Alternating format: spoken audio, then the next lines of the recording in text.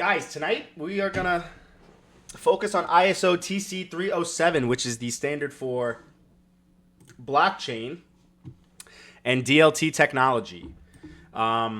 So we've really gone pretty heavily into ISO 222, which is the standard for messaging. Now I think you guys are prepared to start to jump into the next standard that is kind of correlated with 222, which is TC 307. Blockchain and distributed ledger technologies. Next week, I'm going to throw one more at you guys. Okay? We're also going to add ISO TC 68. All right? And you'll come to realize, I'll paint the picture for you guys the best that I can, that all three of these standards are converging together to formulate the new financial system. One cannot exist, really.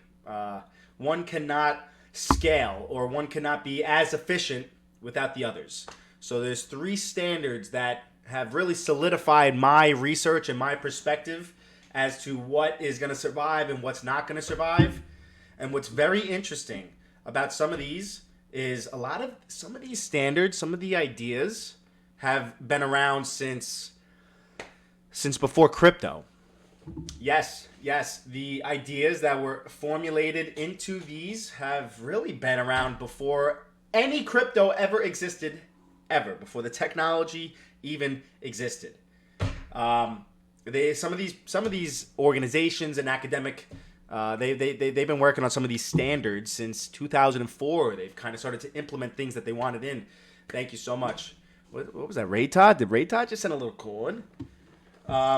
So yeah, next week we'll do TC 68, and I'll kind of put everything together, right? ISO 222, TC 307, TC 68. We'll combine that together, and you guys will have a very firm understanding of standards. And if you don't understand standards, then you're not going to understand what's coming next in crypto. You know, it's very important to understand standards. So, fuck it, let's go into it, right? ISO TC 307. That's what we're going to talk about tonight. But before we actually get into it, before we actually start to talk about CBDCs, before we start to talk about interoperability, before we actually start to talk about the new financial system that's coming in, before we start talking about why institutions are only choosing a handful of chains, we need to talk about standards. Okay, because there's still a lot of people out here that don't understand the basics of the standards. And I need you guys to understand that standards run the world. Okay, you've probably never been taught that, and that's fine. Where would you have heard that? You never would have heard that. Not in school, not in college, not in finance, not by influencers, not in Twitter. And ironically, standards are the rules that decide what gets adopted, right? Standards decide what gets connected, what survives, and ideally what gets left behind. Well, if you don't understand the standards, you can't understand institutional adoption, okay? And if you don't understand institutional adoption, then you're not going to see where crypto is actually going. So we're going to focus just a little bit on standards, and then we'll start to jump into TC 307 and tie it really into the big picture for you guys. So ISO, right? It's the International Organization for Standardization. They're pretty much the invisible backbone behind literally everything that you touch in your daily life. They're basically like a rule book, and they sit above every industry. They sit above borders. They sit above governments. ISO is not a company. It's not a blockchain. It's not a startup. It's not a government agency, but it's like an international body on the very basics of it. And they're pretty much responsible for making sure, like, they basically decide, like, how things are structured, how things get measured, how things are labeled, how things communicate, how things can integrate in. And they're involved in almost every single major sector that, you know, almost on the earth, almost every single major sector, between healthcare and cybersecurity and logistics and aviation and manufacturing, banking, payments. They touch everything. Seat belts, I mean, electrical outlets, they do just about everything. And pretty much this is how planes different countries communicate. It's how shipping containers from different countries can get tracked on a global scale. It's how cybersecurity frameworks can mainnet interoperability. Even like medical devices, right? Medical devices have to be compliant worldwide, no matter what hospital that you go to. So they're responsible for creating the standards, and those standards are pretty much like a ripple effect to creating trust and safety and interoperability. And without these ISO standards, the world would be fucking chaotic. Okay, nothing would plug into each other.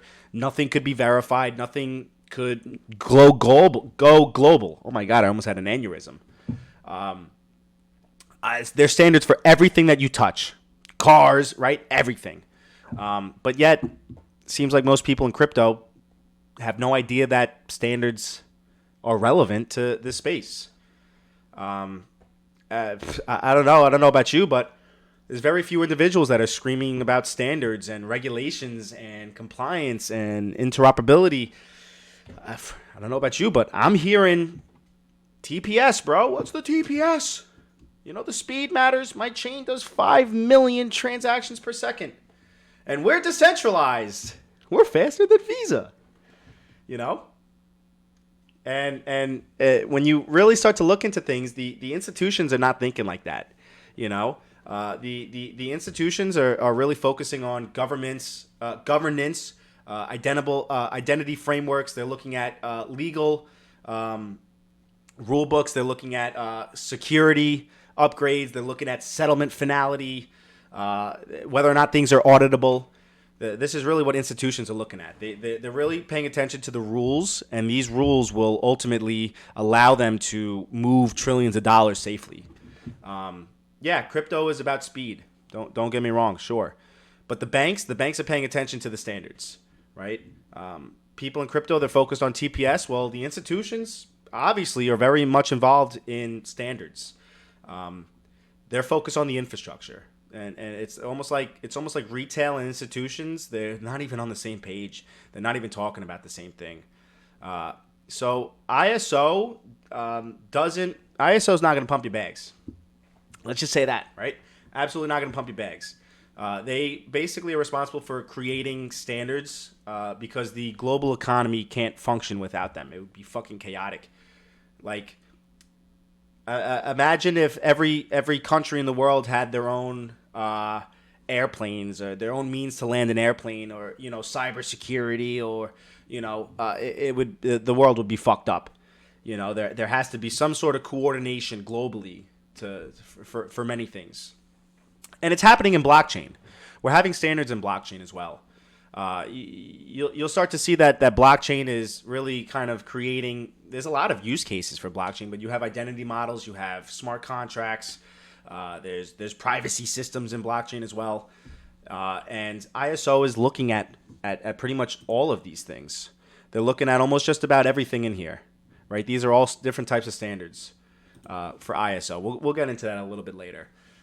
So they're really looking at everything that blockchain is doing, and they're saying this is a fucking mess. Like we got to step in, right? We got to step in. We have to create standards globally so that things can actually function properly. And without standards, nothing would really get adopted. Okay, I need you guys to understand that. Blockchains would simply not be adopted. CBDCs wouldn't be going global without standards. Tokenization couldn't go global without standards. Interoperability wouldn't exist without standards. Institutional liquidity definitely wouldn't move into any asset without these standards. So here comes ISO, and they were almost forced to come in. They didn't jump into blockchain just because it was trendy, or some jerk off on Twitter was talking about an animal coin. They got involved because the world's largest institutions basically requested it. They were basically like, hey, like this stuff needs to get organized. And within the standard, you have governments, you have central banks, you have regulators, financial standardization groups within ISO TC 307, as well as other standards. There's like subgroups, subcommittees as well. And they basically all came together and they said, like, look, the blockchain, it's not going anywhere. Okay, we need these standards before it gets out of control. And what they realized is without standards, your CBDCs would still be isolated, right? Your blockchain, every blockchain would still be isolated, right? Payment rails would still be isolated. Interoperability wouldn't even be possible. So ISO steps in because there was fragmentation. And that fragmentation was almost like an offset to global stability. So ISO comes together, they create a committee, and they created a global rule book for DLT technology. And they basically called it ISO TC 307, Blockchain and Distributed Ledger Technologies. And this is really where we're going to start to dive into a lot of things. So TC 307 isn't, it's definitely something to pay attention to because there is a lot going on here. This is a committee full of hundreds of different experts. There's over 60 countries, I think. This is for a rule book in order for blockchain to operate. And this is not like maybe you should do this. This is like, no, you have to do this. You have to do this. The networks have to follow global standards. Otherwise, they're not going to be adopted. If they can't follow the global standards, they're not going to be trusted. They can't interoperate. They're not going to survive. They can't even legally process settlements. So pay attention to the ones that can. Standards, ISO TC 307, matter way, way, way, way more than TPS, layer ones, hype narratives. TO7 is literally part of the blueprint for institutional adoption. And most blockchains are going to fail. Most blockchains are going to absolutely fail. Same with 222. It's the same thing. But there are some that are kind of aligned to the rulebook, to it. There's also ones that match the 222 messaging standard. And those ones seem to be also following TC 307's governance frameworks. They're not just the governance, but security, interoperability. There's a couple different frameworks that we'll go into, but they're following the rulebook. And those are the ones that are seeing the largest institutional adoption. They're probably going to be the ones for the new rail of the new financial system. The reason I go over this is because if you don't understand ISO, you're not going to understand where crypto's going. You're not. It's very important to pay attention to. So now that hopefully you guys understand standards, let's really go into TC 307, right? We're going to have to go into it. So TC 307 it's not a blockchain. It's basically like a steering wheel. They guide where things are going to go. And TC 307 is it's a committee within ISO, and they're really responsible for blockchain and DLT technologies. All right. And if you're invested in blockchain and DLT technology, you should absolutely know what this is. You should be paying attention to this because any ISO that is formulated, they literally have to create a technical committee.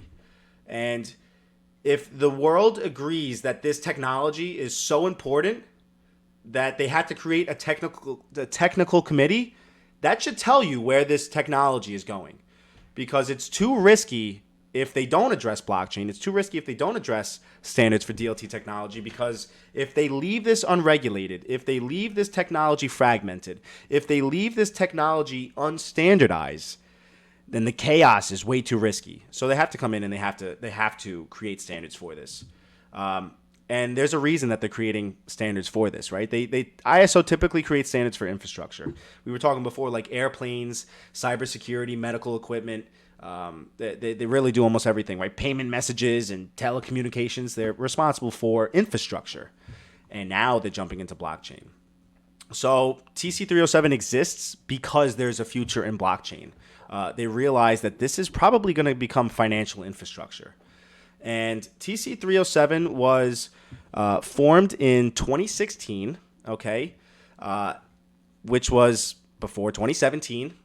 before the 2017 bull run. This was before NFTs and the layer 2s and meme coins. Because the largest financial infrastructures in the world, they saw where blockchain was going.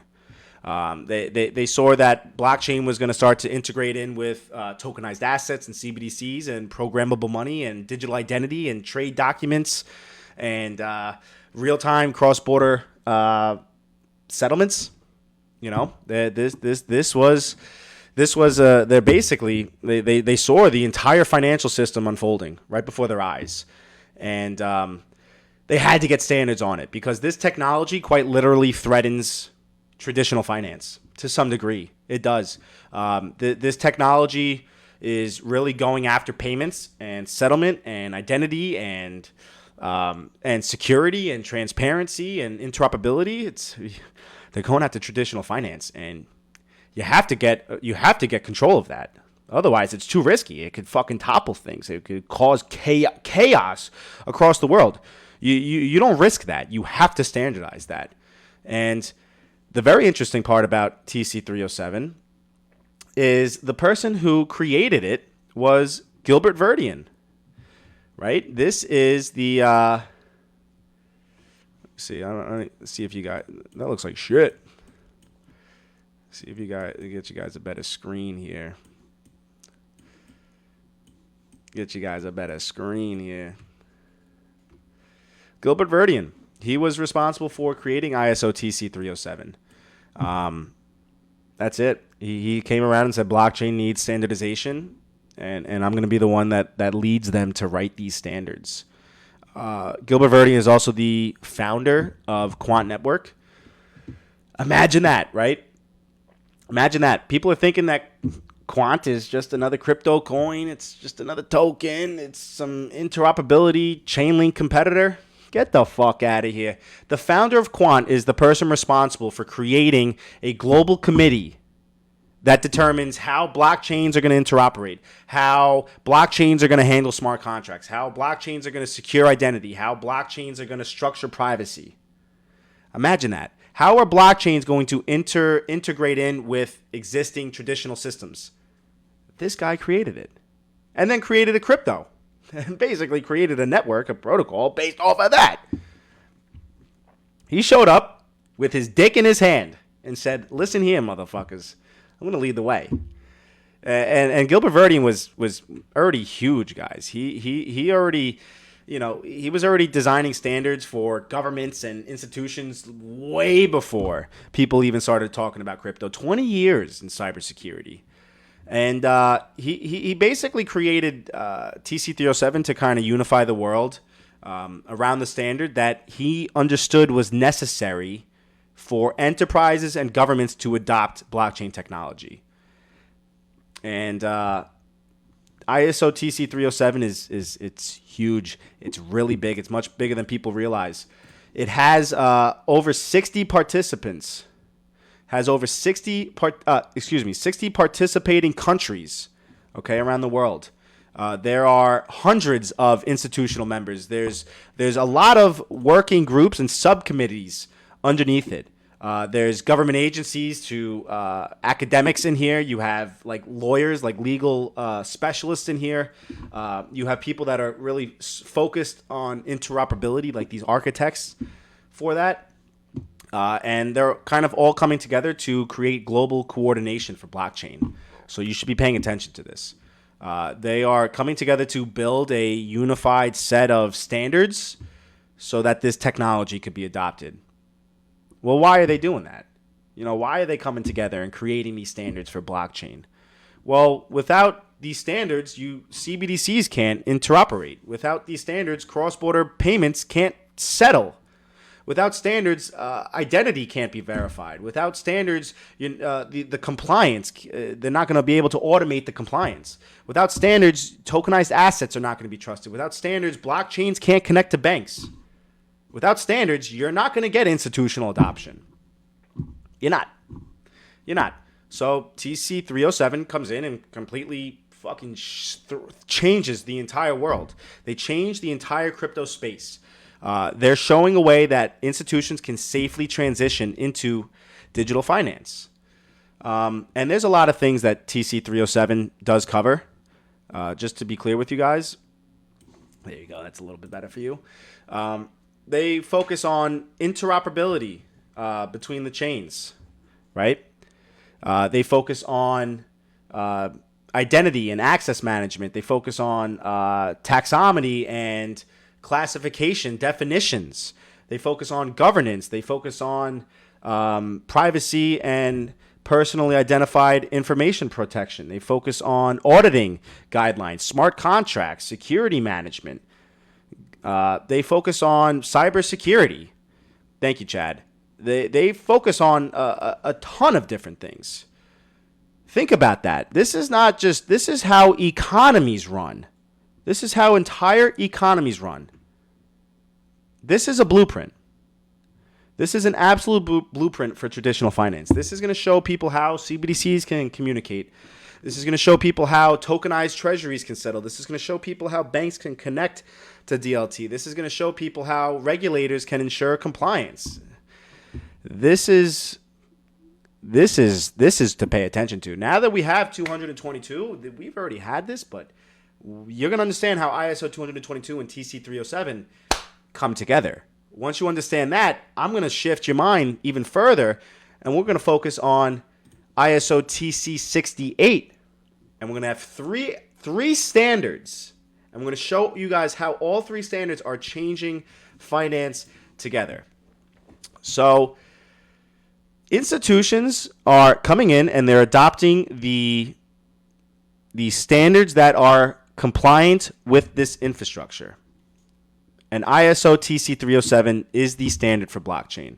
If your blockchain can't be audited, if your blockchain can't be governed, if your blockchain can't integrate in with identity, if your blockchain can't guarantee settlement finality, if it can't meet legal standards, it doesn't matter how fast it is. It doesn't matter how big the army is behind it. The institutions will never touch it.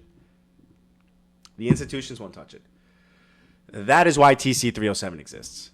That's why this committee is so powerful. That's why understanding it gives you an unfair advantage over 99% of investors.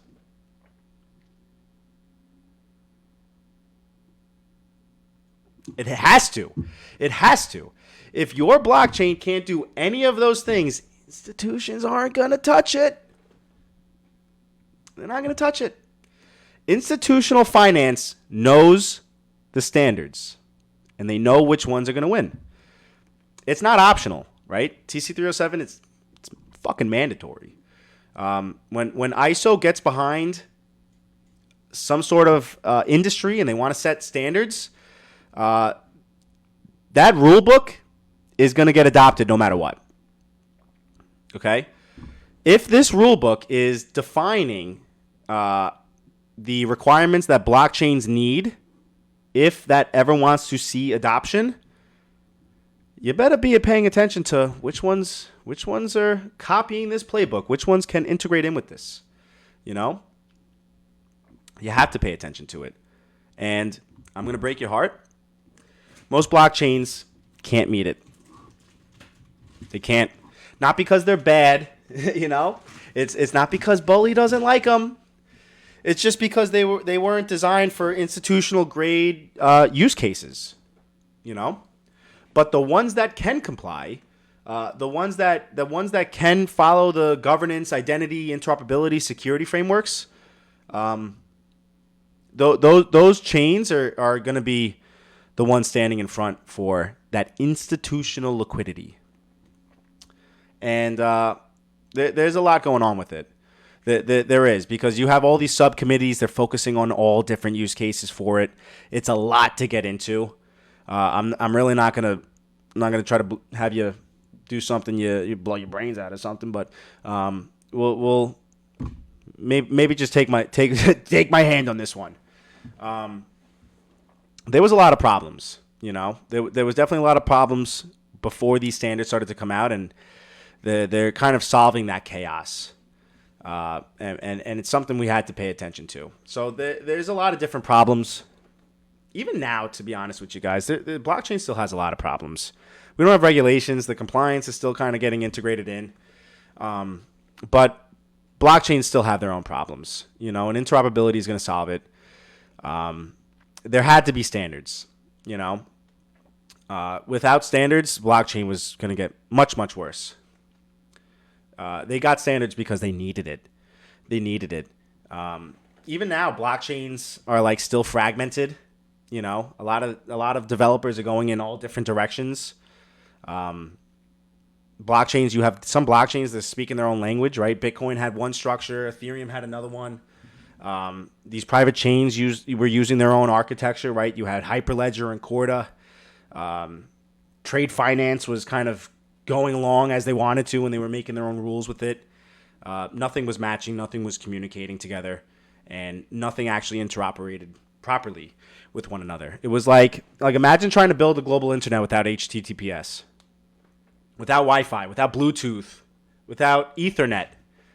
How do you do that? You couldn't. They had to create a foundation. And the other problem that they identified, TC307 identified, with blockchains was that there was no unified governance with them, right? Every chain had their own ideas of what governance meant. Some chains didn't even have any governance.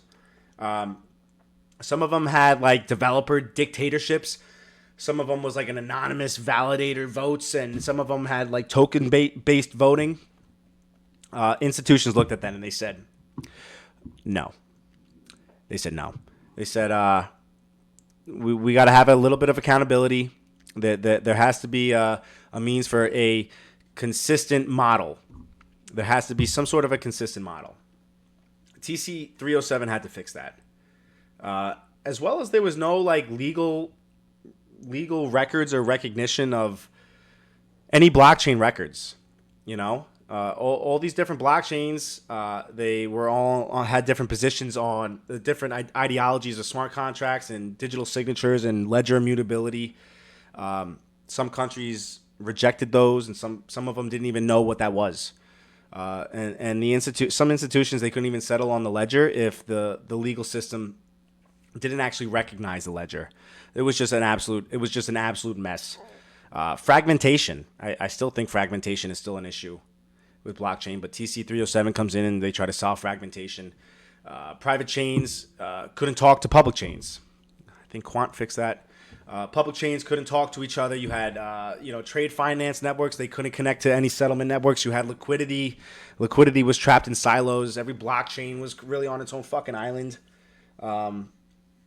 And then the institutions came together and they said that this was a systemic risk. They said that we need to have interoperability standards, and then they created interoperability frameworks. So there was a lot of problems. Basically, they just kind of created the global rule book for blockchain. They had to come together. Otherwise, everything would have fallen apart. One of the things that they really had to focus on was terminology. Okay? They had to focus on language, vocabulary. I don't know if you guys can see this. Okay? They had to focus on some sort of a universal language. They had to decide like what a blockchain was, what's a distributed ledger, what is a node, what's a validator, what is a token, a smart contract. Because without these shared definitions, the world, these institutions, they wouldn't be able to build, they wouldn't be able to regulate anything. So they had to create these definitions. Like they're not moving trillions of dollars through a system that nobody can even define. Someone says a node and nobody says what is a node. They had to create shared language for crypto. It's essentially what they did. And then they created the architecture. Let's see. They created the architecture, right? This basically defined like what were the rules, how are DLT systems supposed to be structured, basically how is data connected, how are they going to handle the data, how do the nodes actually communicate with each other, how can the network scale, how does the governance fit in. They basically created like a blueprint for the architecture of this. And of course, the architecture could look different across these chains, but they basically all had to follow the same, engineering principles, so that the entire system actually didn't fall below them. And TC307 basically gave the engineers, these developers, the actual principles, so that when they were able to create these chains, they can all connect to each other, right? Interoperability. Then came interoperability frameworks. Absolutely massive. This one was absolutely big. This one basically described what institutional grade interoperability meant. How do you do cross-chain messaging? How do you do cross-chain identity? How do you do cross-chain trust? Or how can these ledgers confirm things to each other? The compliance, all of that. They basically had to come in and they said, okay, well, if you're going CBDC to CBDC or CBDC to fiat or DLT to real-time gross settlements, we had to figure out a way that this was able to interoperate with one another.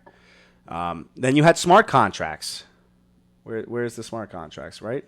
Then you had smart contracts. Smart contracts are still a little clunky. Some of them are secure. Some of them aren't so secure. Some of them are enforceable. Some of them are pretty fucked up. You still see it. You still see messes with smart contracts. TC307 pretty much came in and they kind of had to define what is a smart contract, what is the legal enforceability for violations of the smart contract, safety requirements, stuff like that. They had to come through and they had to say okay, well, can we make bonds programmable through these smart contracts? Can we how does trade finance become automated? How does security settle? And without those standards, then smart contracts would never actually be able to handle any kind of money. It wouldn't be like a legal document without these standards. Then we had security. And these standards for cybersecurity.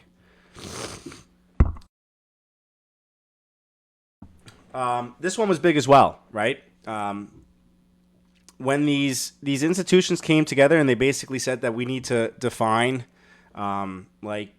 permission frameworks and cryptographic security. We have to define encryption, all of those things. And TC307 came through for them. These are all needs. Just so you guys know, these are all needs from the institutions and governments and traditional finance. They say, okay, well, we need standards for identity. We need standards for interoperability. We need standards for security. We need standards for smart contracts. We need standards for DLT. They came to ISO and they said, these are the standards that we need. And these are basically all of the standards that they pretty much created. These are the subcommittees under ISO TC307 that created the standards for the needs of the institutions. Without this, you wouldn't have seen institutional adoption. This was the need. You're literally looking at the needs of institutions. And none of these standards are optional. They're mandatory. These are they're like minimum requirements. You can go above and beyond, but this is the absolute minimum requirements. TC307 isn't here to we have some guidelines. No, they're saying this is the rule book for the future of digital finance. You want to follow it, follow it. If you don't want to follow it, then get the fuck out of here. Start selling meme coins. That's what they had to do. You have to abide by these standards. If not, you're not going to get adopted. You're not going to get integrated in. You're not going to survive the transition from institutional scale. None of it. If your blockchain can meet all of these standards here, and there's a lot of them, this is a hard list to check off. If your blockchain can meet these standards, then you're probably standing on the diving board for the next financial upgrade. You're in pretty good standings there. Now, I would also like to talk about ISO 222, okay? Because they are relevant. ISO TC 307 and ISO 222. There's also another one, ISO TC 68. We'll get into later into it. But we'll jump into that next week, or maybe I'll connect it at the end of this. I don't want to throw too much at you guys. Okay, but we talked about ISO. You guys have an understanding of them. We talked about TC 307. We talked about the problems that blockchain had. And we talked about these global standards being built to solve all of the problems that blockchain had. Well, now it's time to actually connect them in with financial messaging, right? This connection will determine the entire future of blockchain, the entire future of tokenization, the entire future of CBDCs, the entire future of global payments, the entire future of institutional adoption, right? You have ISO 222 and ISO TC 307. ISO 222 is your global messaging standard. ISO TC 307 is your blockchain and DLT standard. And they work together, right? These two standards, they even though they do operate on two completely different levels, together, they basically form the foundation for the future financial system, that Internet of Value.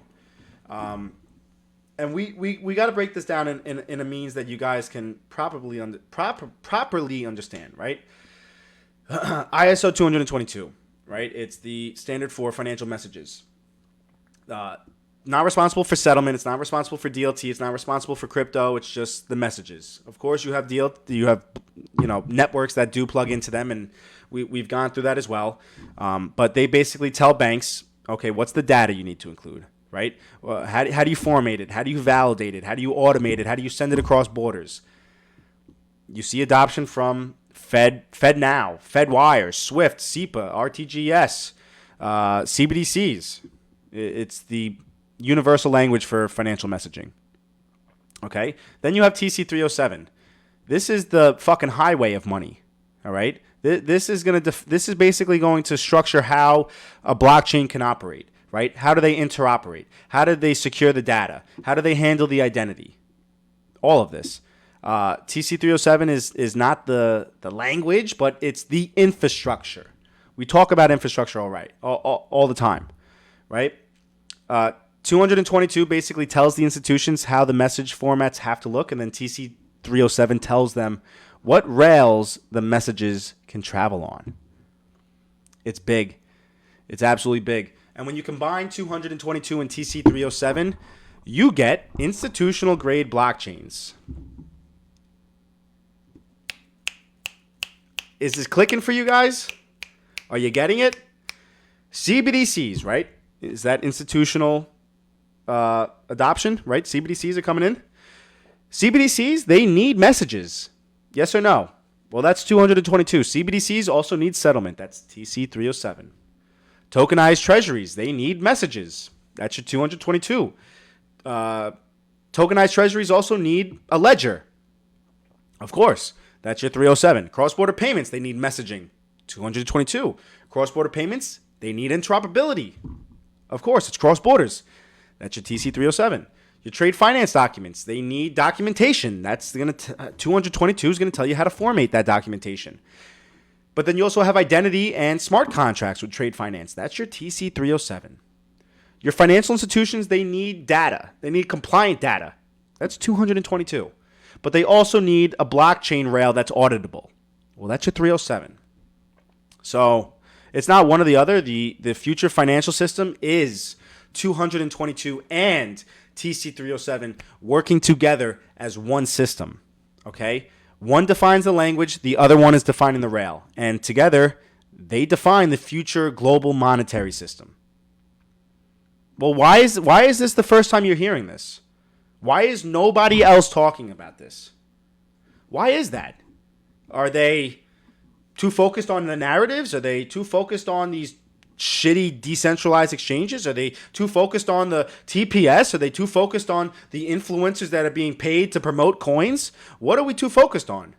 Why is nobody sitting down and saying, hey, if your blockchain can't support ISO 222 messages and it can't comply with TC 307's governance, interoperability, identity, if it can't comply with TC 307's rulebook, how is it going to get adopted by institutions? Why is no one seeing that?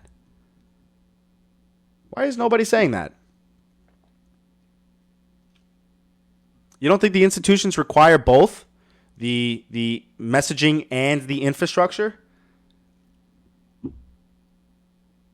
And how many blockchains can check off these checklists? The 222 checklist is very long. The TC307 checklist is very long. Are we asking ourselves what blockchains check off these checklists? How many blockchains are going to get left behind from this? People are saying, oh, well, this one's faster than that one. That's why this one's going to win. You fucking moron. No, one's not going to win because one is slower. One's not going to win because one is inefficient or one has bad technology. One's not going to win because they weren't built for the standards. That's what you should be asking yourself. You know? I don't understand. Is this the first time that crypto space is learning about these standards? Do we not understand that blockchains that align with both of these standards will unlock institutional liquidity?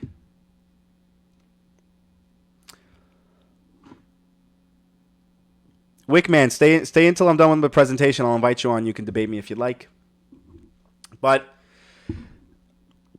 blockchains, the blockchains that can integrate 222 messages and meet the TC307 rulebook, those blockchains are going to be the ones that can carry CBDC networks. Those are going to be the ones that can carry tokenization liquidity, RWA liquidity, real-world assets. The blockchains that institutions can actually use. For some reason, people aren't paying attention to that. For some reason, they think that institutions are going to choose any chain that they want. They don't think that trust is something that's important. They don't realize that blockchains that blockchains need to have governments that can trust them. The blockchains need to have regulators that are going to approve it. The blockchains need to have an architecture that people can develop and build on. Those are the blockchains that are going to be survived. Everything else is going to get pushed outside of the system. And look, whether you realize it or not, the institutions are going to require standards. They absolutely require standards. And it's almost easy to check off 99% of the entire market. It's easy. It's compliance. It's global finance. It's structure. It's everything that's coming together in this new financial system. So why do the institutions care so much about the compliance? Why do governments and central banks care? You know, what's the deal with them? Why do they care? Well, they care because they can't run a modern financial system on fragmented, I'm sweating in this fucking thing, incompatible technology. They need shared definitions, shared rules. They need shared identity frameworks. They need shared governance models. They need systems that can talk to one another. They need systems that can settle across the borders. They need systems that can handle compliance automatically. They need systems that can operate in predictable manners. Without the standards, none of that is possible. Well, why do the central banks care? Well, the central banks care because money is becoming digital. Hello? Yes and no. Money is becoming digital. And the movement of money is going to become programmable. When that money becomes automated, when that money starts to flow into treasuries and securities and trade documents start to become tokenized, you need that infrastructure in order to handle that. The old systems can't handle any of that. They can't. Standards are the only way to evolve into this new financial system without causing global chaos. And the institutions care because they're the ones that are carrying the risk, right? If the blockchain fails, if a smart contract fails, if a privacy breach occurs, that's it. It's game over. That's fucking damage to that institution. Banks would lose millions. The markets would freeze. Regulators would step in. Oh my God, that's a nightmare to have a regulator on your floor. That's why institutions need predictability. That's why institutions need trust, because they carry the biggest risks. Well, why do regulators care about standards? They care because without standards, there's no means for them to have that consumer protection, if you even believe that the regulators are really out there for doing that. But they can't enforce the laws. None of that. If a regulator can regulate a bank, if they can regulate payment companies, but they can't regulate a technology that has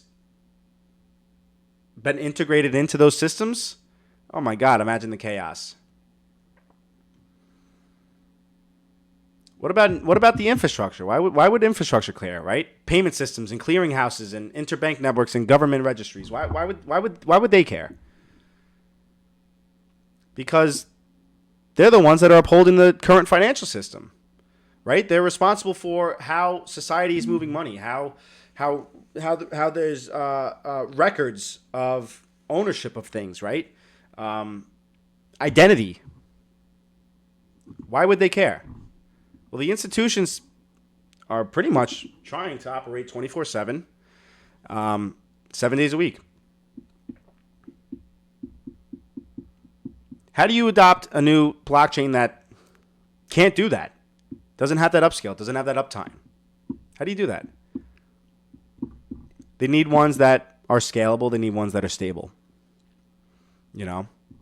And when you start to pay attention to adopting blockchain through the lens of institutions, what's important to the institutions and not so much what is retail talking about, then everything starts to make sense. You know, that's the biggest thing that I try to bring to you guys is get out of that retail perspective. Let's focus on what the institutions are looking at. If you can figure out what they're looking at, you might have a good fucking chance to win.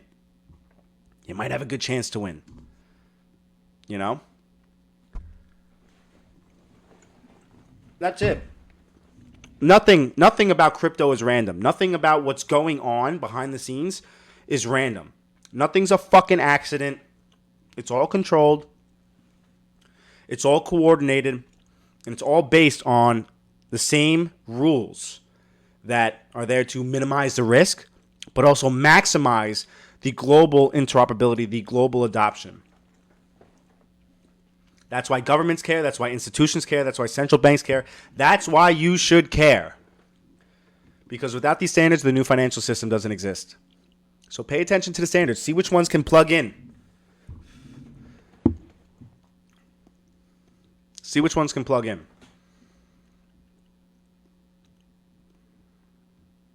I don't know how else to break it to you guys. Some people don't. Very rarely, JB Monty's in here. He talks about TC307, but very rarely do I hear. We got Be the Change, we got Caveman. There's a few others out there, but very rarely do I ever hear about people talking about standards. Why is that? Let me ask you something, right? You have all these cryptos out there, right? Thousands of networks, and they don't meet any of these requirements. What do you think is going to happen with the institutions? You think that the institutions are just going to, oh, it's okay, we're going to accommodate you because we like your coin?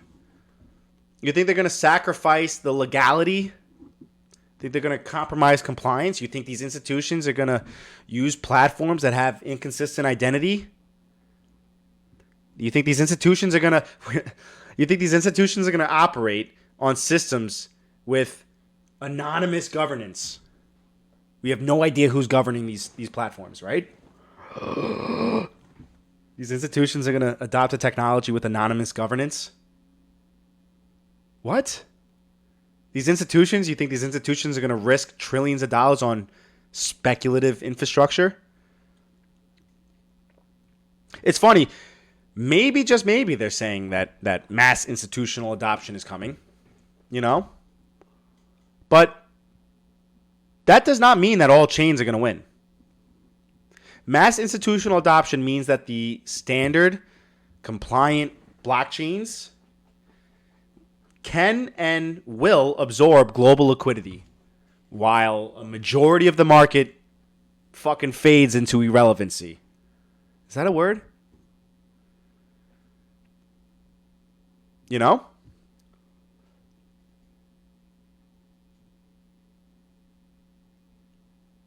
Standards eliminate everything that doesn't align. You know, think about this, right? When telecom started to become standardized, thousands of networks died out when 4G and 5G came out. When the internet became standardized, TCP,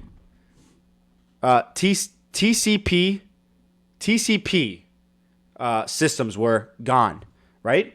When aviation standards became standardized, early planes, gone, right? They got rid of that shit. When cybersecurity standards, when cybersecurity frameworks standardized, how many systems were outdated and got abandoned? Right? Where's JB? Cybersecurity? I think he did cybersecurity. What about when payment? What about when payment systems standardized? Right? The ones that didn't adopt this new ISO standard, they're not being used, right? They're not being used. Why is blockchain any different? When they standardize blockchain, when TC307 comes in and they create the standards for participating in the Internet of Value, why do you think it's going to be any different? If a blockchain cannot meet the standards, they're not going to be a part of that institutional finance. They're not. If a blockchain can't meet the standards, they're not going to run CBDCs. They're not going to settle securities. They're not going to handle interbank messages. They're not going to tokenize treasuries. They're not going to settle cross-border payments. They're not going to do anything with global trade. They're not going to do nothing. Maybe, just maybe, they still exist. Maybe it might still have a community. Oh my God, I love this coin. Maybe it'll still run dApps. Maybe. It might still have speculation, but it will never stand in the doorway of that flow of institutional liquidity. Why would you not want to be there with a big-ass fishing net, trying to catch every dollar bill you could? That segregation in this market, it's already happening. It's already happening. They're filtering out all of the dog shit in this market. The future rails are being chosen, quietly being tested based on which ones can comply. And ironically, those are the ones that a majority of the crypto market refuses to look at. Those are the ones that they laugh at you for. Those are the ones that they fucking laugh at you for. They refuse to look at them. Ironically, those are the ones that they laugh at. But fuck them. Let them laugh. Those are the ones that are going to be adopted. If the blockchain can meet the institutional standards, they will become infrastructure. It could become mandatory. They could be embedded in a system that moves trillions of dollars. They will become the foundation of digital money, the foundation of digital assets, the foundation of, digital settlement. Those networks will see adoption at a scale that retail can't even imagine. They can't even fathom it. Has nothing to do with certification. But that's why understanding standards gives you that edge as an investor. That's why knowing TC307 gives you an edge as an investor. That's why understanding why compliance matters gives you an edge as an investor. That's why understanding interoperability is going to matter, gives you that edge as an investor. Governance matters, right? With all of that foundation, now you can start to separate the good from the bad. What blockchains actually align with these standards? I think that's what you're asking, right? What blockchains actually align with the standards? I think you guys can see that.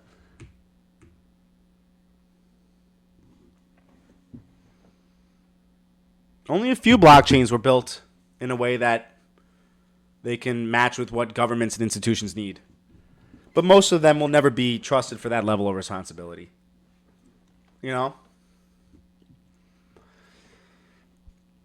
Institutions need blockchains that act like infrastructure.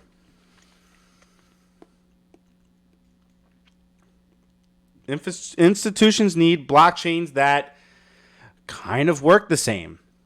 They need networks that don't break. They need networks that don't change. They don't fork. They need networks that don't freeze. They need networks that don't rewrite their own history. They don't create their own compliance. Most blockchains were never built that way, right? A lot of them were built for fun. A lot of them were built for speculation. A lot of them were built for fucking speed competitions. Oh, my TPS is faster.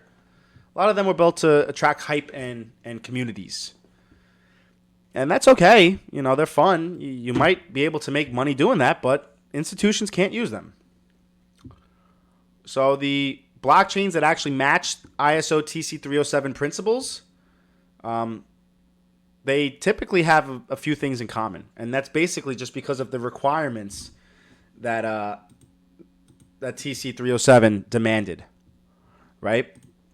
Typically, all these blockchains, they usually have governance. They have clear governance. It's not unanimous. They typically have predictable upgrades. They have updates. They let you know when things are getting upgraded. They have strong security models. That's fucking very important. They have the ability to link in with banking systems, right? They have a way to prove transactions to the regulators. They have a way to integrate and interoperate in with other networks. When you look at that checklist, HBAR is faster, not a blockchain. You're right, it's not a blockchain. When you look at that checklist, that list for cryptos that check that off is very, very small. That list becomes very, very small. You begin to start to see why banks run pilots on only a couple of networks. You start to see why governments test specific systems instead of testing on everything, right? You begin to start to realize why institutional money flow is moving towards infrastructure, not the hype. You know? And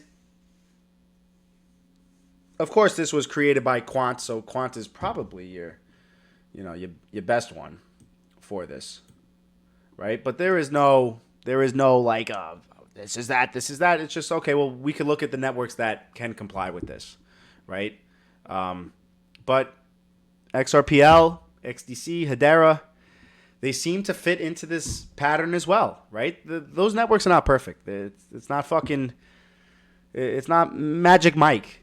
You know, they're not guaranteed winners. You know, but the XRPL was built for payments and settlements. That's on that checklist. XDC was built for trade finance. That's on that checklist. Hedera was built for enterprise governance, and they have very high trust. That's on that checklist, right? Quant was built for interoperability, and the standards pretty much align. That's on that checklist. And all of those networks, they have strong uptime. They have predictable behavior. They have a serious governance. They have enterprise partnerships. They have government pilots. They have ISO 222 compatibility. They have TC 307 style structures built into them. And whether you like it or not, that's exactly why institutions choose them for pilots. They choose them because they behave like infrastructure. And most chains are not built for this type of responsibility.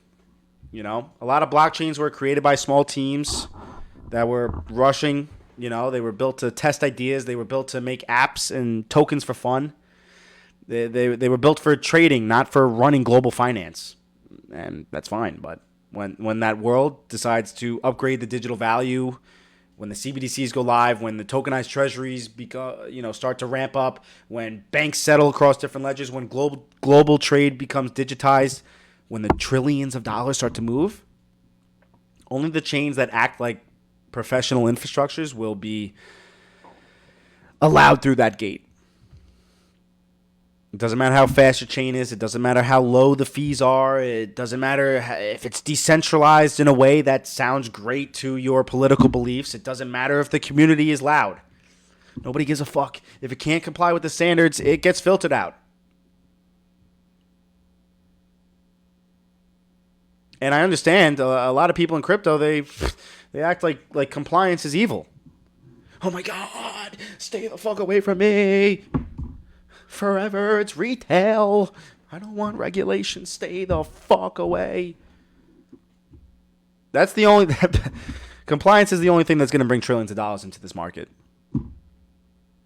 It's the only thing. Compliance is... It's not the lock, it's the fucking door. You know? Most blockchains can't walk through that door, so I understand why you're pissed off. I understand why you feel threatened. But only a few of them can. Only a few of them actually can. And the ones that can will become the foundation for the next financial system. So when you understand this, you're going to stop guessing who's going to win, who's going to become adopted, because you can literally start to see it. You can look at a blockchain and immediately tell if the blockchain was built for institutions or was it built for retail speculation. Once you see that and you see that filter, you don't view anything else the same, because you know trillions of dollars are on the line. You ever wonder why governments are only testing a couple of networks? Why banks keep returning to the same group of ledgers? You ever wonder why tokenization platforms choose networks that have proper structures? Or interoperability projects actually focus on regulated chains? They're filtering out. You can do your homework. It's all there. It's all there. TC 307 is, I believe, the foundation for that internet of value. You know, that internet of information. Right? Your Web 2. They had standards. Right? Like you're using the internet right now. Any device from any manufacturer to any device somewhere across the entire world can connect to the internet. You know why? Because everyone follows that same protocol. They had shared rules. That allows you to visit a website. That allows you to look at an email. That allows you to stream a video. Without that, the entire internet wouldn't work. It wouldn't. Now imagine trying to build a global system for moving money without all of the rules, without the compliance, without the regulations. You wouldn't be able to do it. So TC 307 is coming in and they're creating that system. So they're creating a standard so that system can operate to move digital value. Yes, he does. TC 307 comes in and they create the rules that makes different blockchains work pretty much at a foundational level. You know? Not identical, not that they work identically, but that they're just compatible with one another. You know, they govern themselves, they secure themselves, they can handle the identity, they can connect to different networks, they can record the data, they can run smart contracts, they can keep privacy, they can create auditable logs, they can interact with traditional finance. Without TC 307, every blockchain would be speaking a different language. So TC 307 created the structure so that blockchains can actually connect. This is how that internet of value actually becomes real. Most people think that interoperability just means like you can bridge your coin from one chain to another. Nope. Real interoperability means that the financial systems of different nations can talk to each other through digital rails. I'm going to say that one more time for you guys. Real interoperability means that the financial system of different nations can talk to each other through digital rails.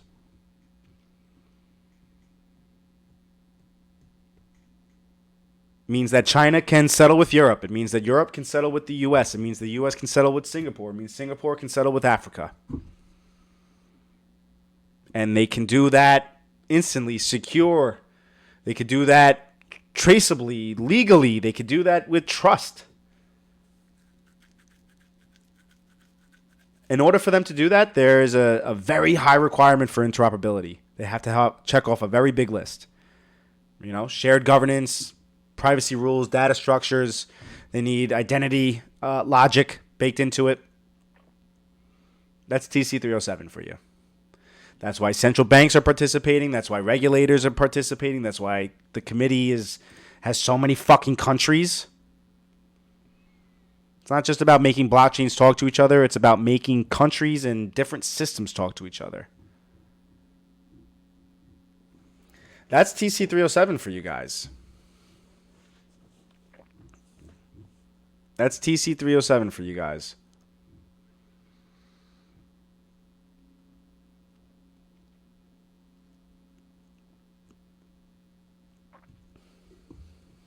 Crypto is not the center of the story, guys. It's infrastructure.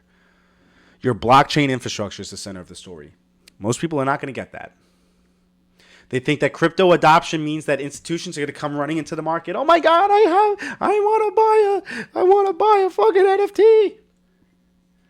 An ETF? Can I get an ETF? That's what they think that institutional adoption means. That's not what's happening. That's not what's happening, you fucking bonehead. Institutions aren't coming into crypto. They're building. They're building on crypto. They're building a new financial system. Only the technologies that can fit the standards that they're building are going to be allowed to fit into that financial system.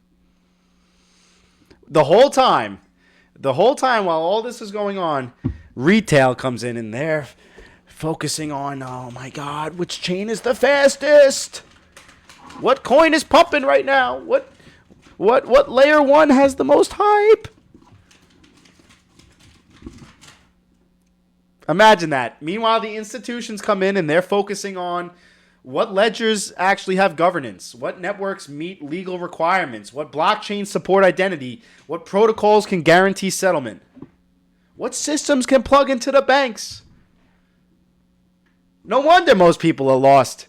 They're going to lose. They're going to fucking lose. They were watching the circus the entire time. They were a part of the circus the entire fucking time.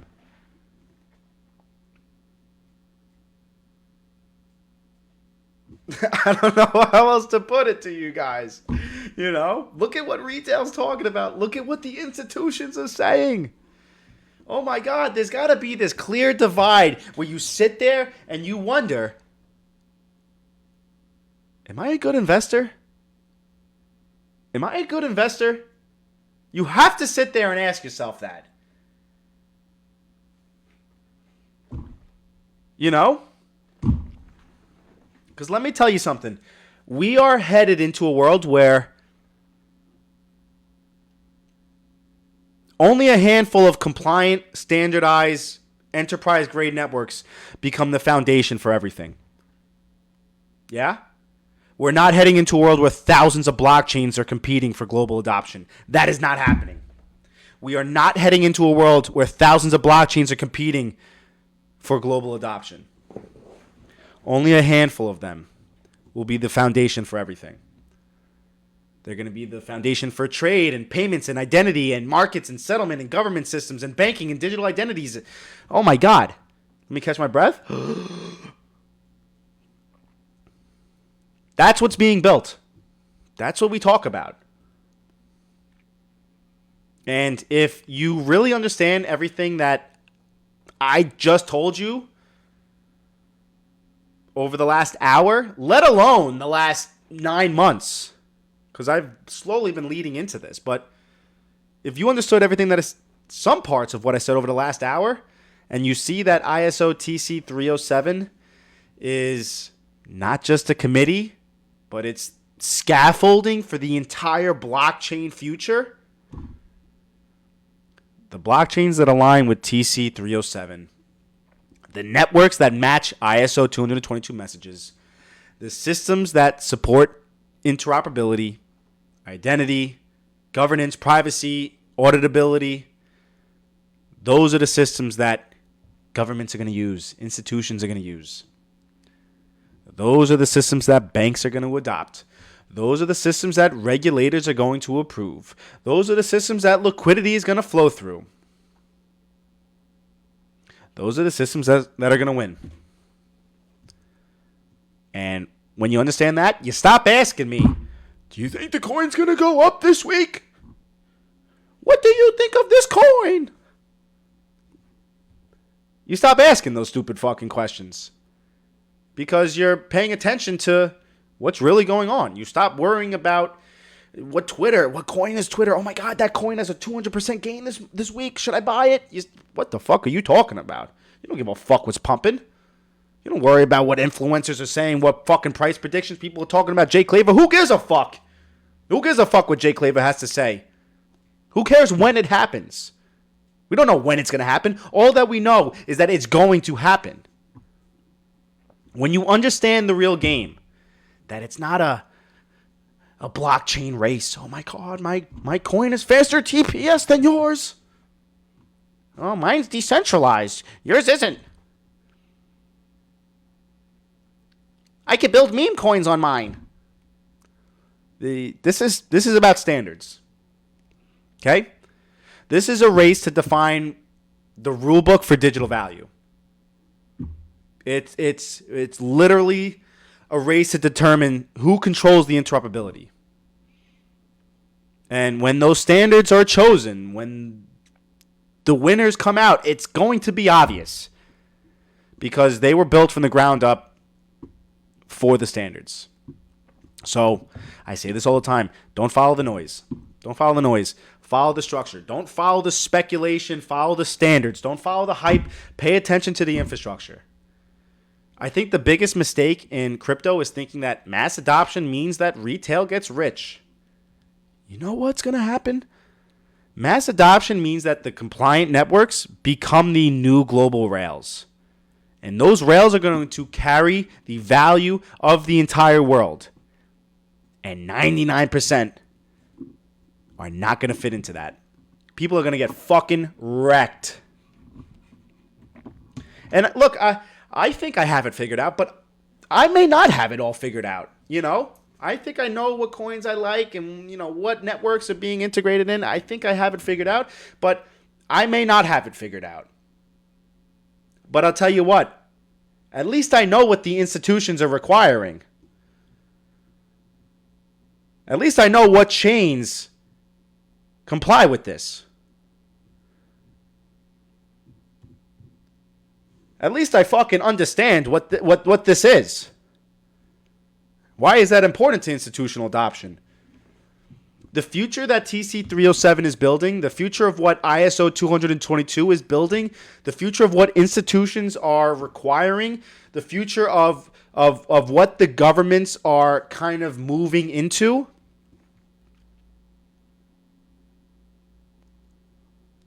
that's the future that dictates winners and losers. It's the blueprint. This is the fucking blueprint. You want to figure out which coins are going to make you rich? Which ones might give you financial freedom? Look at the blueprint and do a checklist. See which ones comply with these. Oh my God, what is TC68? You have to. We're going into a brand new chapter of this space. Which standards are going to become the backbone for the world? That's what it comes down to.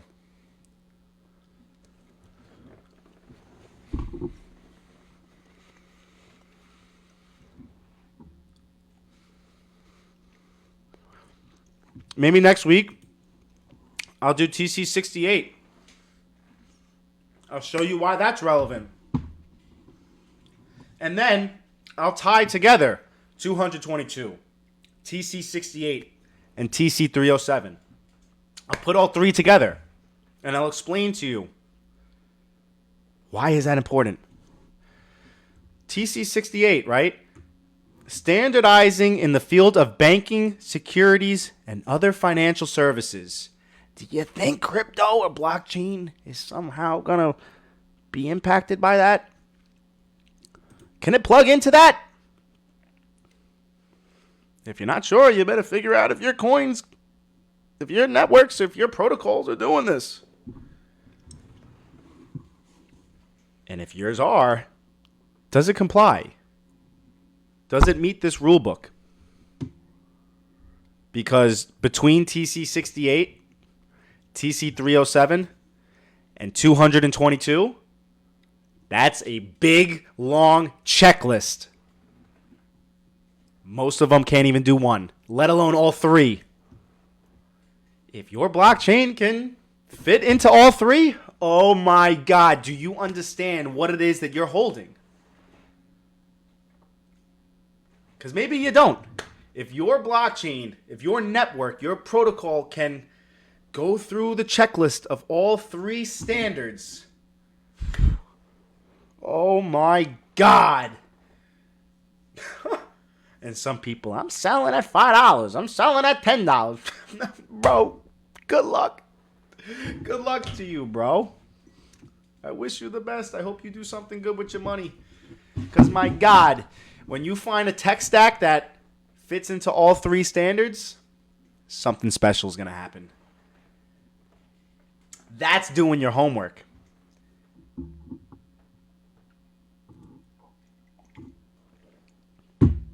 That's paying attention to what's actually going on in the financial system. Maybe you get rewarded for that. That's it. That's it, ladies and gentlemen. Hopefully you guys learned at least one thing new from TC307 tonight. Where is Attic Guy?